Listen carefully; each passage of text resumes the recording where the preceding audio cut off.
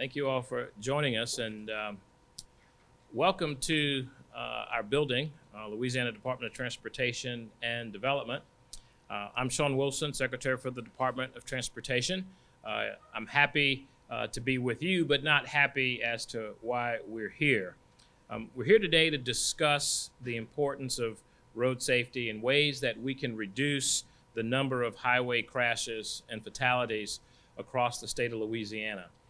The safety team that you see standing here have a really tight partnership along with our federal partners and deal with this on a day-to-day basis. Whether it's enforcement, education, or engineering, we all collectively understand the value of safety. This is something we think about every day because it's fundamental to the jobs that we do and how we do our jobs, not just the individuals here, but the thousands of people that ultimately work for us and with us in the realm of safety. As we look at numbers on a regular basis, we have to respond to them. And over the Thanksgiving weekend, which is traditionally one of the most traveled holidays, particularly during a pandemic, when folks have been so distant and away from family members, it's typically the holiday, in spite of that change, to have the most crashes that we see. This year and in other areas, Thanksgiving weekend has been the most deadly in 7 years. And as Secretary, I get to challenge our department and our friends to do better, but I also get the opportunity to go to meetings and work with our federal partners where we learn things and statistics that we aren't very proud of. And those are things that say for 2 years in a row, we're one of 16 states in the country whose safety statistics have been missed in terms of the goals that we set. We also know that nationally, with 30,000+ people a year killed on the roads, if we were to impact those 16 states, they would represent 50% of those deaths on the road. It's a horrible, horrible statistic to be aware of. But this year, from November 24th to November 29th, there were 15 reported crashes, and as of today, we're looking at 26 fatalities. That's unacceptable. As Secretary, it's unacceptable in the positions that our partners have. As we continue in the holiday season between Thanksgiving all the way through New Year's, these numbers, we believe, will continue to rise. And you may not realize it, but when there are major crashes on our highway and disruptors, we get it on our cell phones, we get phone calls. Unfortunately, the men and women in uniform are out there, whether it's a police uniform or highway safety uniform for motor assist patrol. They're on the scenes and they see the things that you see on these pictures around us. From November 24th to December 6th, there were 28 crashes and 34 fatalities across the state of Louisiana. Those are families that are no longer going to be the same. In some cases, multiple fatalities. These numbers are changing way too often, and they're changing in the wrong direction. Many of these crashes are still under investigation by the professionals that can result in the data changing. Many of them are attributed to things like speeding, impaired drivers, distracted driving, and not wearing a seatbelt. Many of those are things that I, as Secretary, or these partners standing up here, cannot control. Louisiana, as well as the nation, has seen its share of disasters lately, with COVID to hurricanes, and they brought immense destruction to our state. And we do not want the rest of the holiday season to be tragic for families, friends, communities, and of course, the state of Louisiana.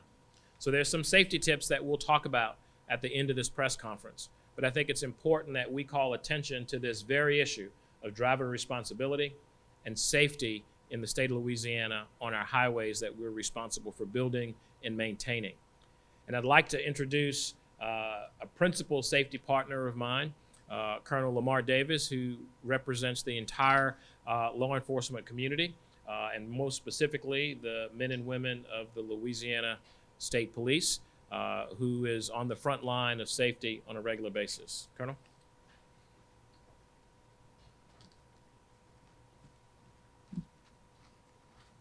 Thank you, Secretary Wilson, and thank you, Lisa, for your partnership and your work in this very important area. As Secretary Wilson advised, I'm Colonel Lamar Davis, Superintendent of Louisiana State Police. As we continue into the holiday season, I'm imploring our Louisiana motorists to do everything possible to keep our roadways safe and keep our highways safe. Unfortunately, every day, our troopers have to face the most difficult part of their jobs in delivering death notifications. And what's most frustrating about that entire process is most of those incidents and crashes are 100% preventable. 100% preventable. Although we rely upon statistics to determine our response, I know all too well that these statistics are really more than that. These are people. These are mothers, fathers, sisters, brothers, spouses, loved ones, and friends. And frankly speaking, these families will never be the same. It will change the trajectory of many of these families. As mentioned, preliminary fatality statistics have already indicated that we've surpassed those of 2020, which means we've got to do a better job, but we can't do it alone. We're going to need your help. So our troopers, our DPS officers, our other law enforcement and public safety professionals will be out in abundance. We'll be out across the entire state. And our main mission will be to save lives. And we're going to go about it a myriad of different ways. But we're going to be doing enforcement. And we're going to be looking for those that are not wearing their seatbelts, those that are driving unsafe, those that are driving impaired and driving distracted. So I ask you to help us keep our roads safe by using your seatbelts, by driving safe, by making sure that you obey the laws of the roadways. And finally, if you as a motorist observe someone that's driving unsafe or aggressive, I'll ask that you immediately dial star LSP or star 577. That'll get you to the nearest troop in your area so that we can respond and remove and or deal with that situation. We want all of our Louisiana citizens to enjoy the holiday as well as the rest of the season and do so safely. But it's going to take all of us to save lives. So again, I thank you, and I ask that we all work together to remain safe on our highways. I'll turn it over to, again, our partner, Lisa Friedman, Director of Louisiana Highway Safety Commission. Lisa.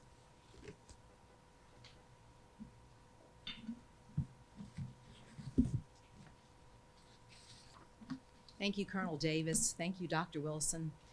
At the height of the pandemic, one of the only safe things that you could do besides sit in your home by yourself was to drive in your car by yourself. It may have kept you safe from the virus, but there was a different outbreak going on out there on our roads.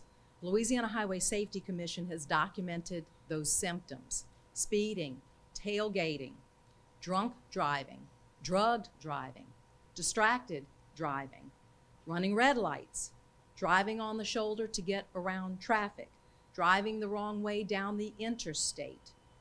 I've got a dozen more, but I think you get the picture. Your car, your safe place away from the virus, has become a little more dangerous because of the virus. That's just one of a truckload of contradictions that we've seen lately. Less traffic, but more bad driving. Fewer injuries, but more fatalities. Fewer places to go, but more people speeding to get there. And this past Thanksgiving, sadly, there are nearly 24 families, who will forever feel the loss of a loved one that's been taken from them in a tragic instant. So why are we seeing such an increase in traffic deaths? Some say it's the result of misplaced road rage. Others call it breakout driving, blowing off steam and breaking traffic rules because people are just tired of being told what to do. Some experts say that all the quote-unquote good drivers have been staying home, leaving the roads to those who are more prone to risk-taking. The diagnosis is that probably all of these things are true. Fortunately, the cure is within our grasp. What will reverse this terrible trend is based entirely on common sense. Number one, wear your seatbelt, always. If you do get in a crash, a seatbelt can make you up to 5 times less likely to be seriously injured or killed. Buckle up. Number two, do not drink and drive. Do not take drugs and drive. Impairing substances produce permanent tragic results. The bottom line is that when impaired drivers are on the roadway, people die. Number three, slow down. Speeding really doesn't get you anywhere that much faster, but it may stop you and someone else for good. Number four, pay attention to your driving. Put down the cell phone. Clear your mind. Stop messing with the multimedia infotainment center on your dashboard. Just drive. Just drive. And one last thing. Be nice. Seriously. Let that other car move in from the next lane. Give that bicycle rider or pedestrian the space that they need. Remember that we're all in this together since we are all road users. And you may find that a little bit of kindness goes a long way to actually making our roads safe. What a wonderful holiday and year-round gift to give all Louisianans. Thank you so much. Thank you, Lisa. As I look at this map that you see here that represents the entire state of Louisiana, what stands out is that this is not a urban problem. It's not a rural problem. This is a driver issue across the state of Louisiana. You see a couple of stars on here that show 3 out of 4, 2 out of 2, multiple fatalities in accidents. And when you scan the rest of this area, what alarms me the most are the photos that represent institutional leaders, highway safety professionals who are put at risk. One of the most popular services, the most popular service that we have here at DOTD is the Motor Assist Patrol. And on either side, you see the risky place that these individuals put themselves in because of those issues that Lisa just talked about. And also, in the background of this event is a memorial to DOTD employees who have been killed in the line of duty, meaning on a road, on a project. We take this very seriously. One of the most meaningful pieces of legislation that we've had an opportunity to work on in last session, we had a number of safety-related pieces of legislation. And so we take that very seriously. We believe in the engineering, we believe in the enforcement, and Lord knows we believe in the education and the partnership at the local level with our regional safety partners. And as we reflect on what the legislature and the governor has made possible for the state of Louisiana with new investments, that means new construction zones all over the place, unexpected construction zones. Take advantage of these tools. We're going to ask the public to do your due diligence, to be responsible first as a driver, and then second, report the appropriate behavior, the inappropriate behavior to the appropriate authorities. Our sheriffs, our police chiefs, our state police are all out there to help keep us alive. And there's nothing more important during the holiday season than family, and we want them to arrive alive and celebrate with us and come back to work in the new year. That's going to be absolutely better. So thank you all for coming to participate. We'd love to reflect this and represent this at the regional level and have additional conversations with our troop commanders and our regional partners and our legislators. Both Chairman of Transportation were unable to be here today because of a meeting that's currently going on at the state capitol that's gone longer than anticipated.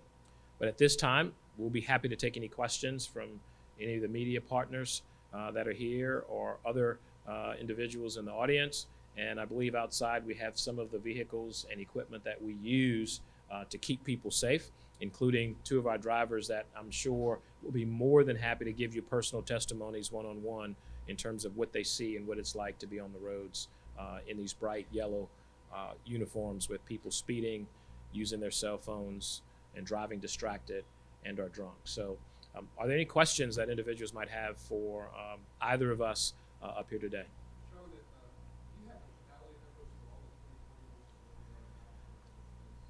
I do have the numbers. I don't remember them, and I don't think they're in my talking points, but I will tell you, in 2020, the average daily traffic, meaning the volume of vehicles, was down, and the number of deaths were up.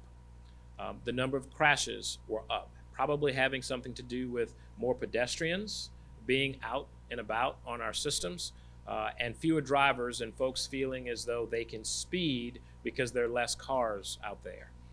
And so we're on the path right now, and I'm waiting for a key from our safety coordinator to exceed last year's numbers just based on the numbers that we've gotten for the first 6 months. I don't know if you want to perhaps talk about the specifics.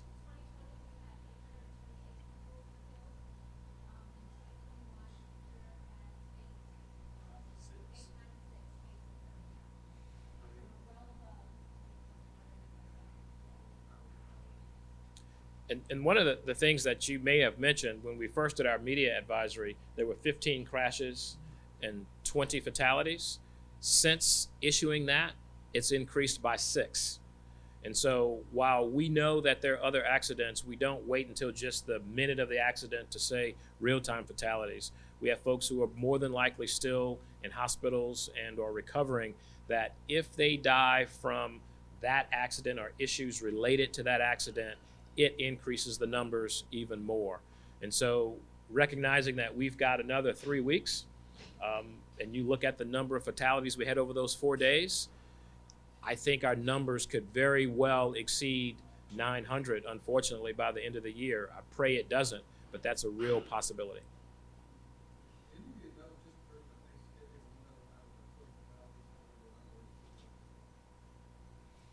Preliminary investigation, do we have the number of not seatbelts?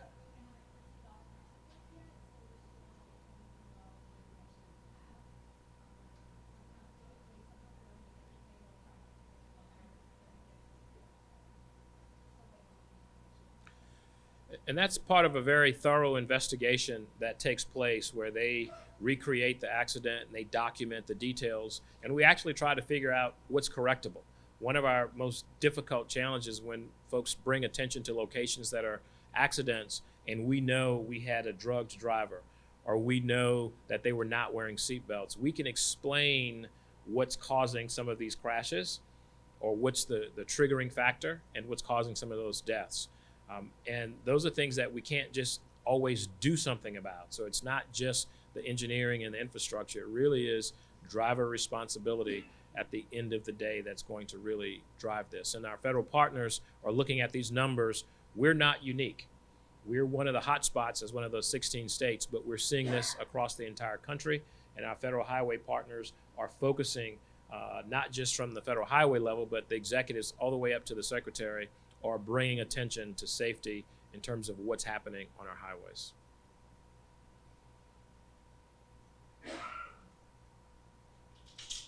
All right, if there are no other questions, we appreciate your time. And for the media partners, either of the principals from our safety team and safety coalition are available for further discussion or interviews if you need. Thank you all for coming, and please do something responsible by helping us prevent future crashes.